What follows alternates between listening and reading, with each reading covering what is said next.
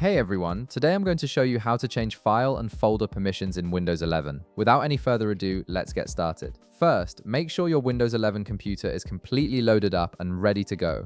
Once you're on your desktop and everything has finished loading, you're ready to begin adjusting your file and folder permissions. Now navigate to your Windows 11 desktop and locate the folder you want to modify permissions for. This could be any folder on your desktop or in your File Explorer. Once you've found it, right-click on the folder to bring up a context menu. From the list of options that appear, click on Properties. This will open up a new window showing various details about your folder. In the Folder Properties window that appears, you'll see several tabs at the top. Click on the Security tab to access the permission settings. This is where Windows stores all the information about who can access this folder and what they're allowed to do with it. Under this tab, look for the section labeled Permissions for Everyone. This shows the current permission levels assigned to different users and groups. Next, click on the Advanced button. This opens up a more detailed window with greater control over your folder's security settings. Here you'll see a comprehensive list of permission entries that determine exactly who has access to your folder and what actions they can perform.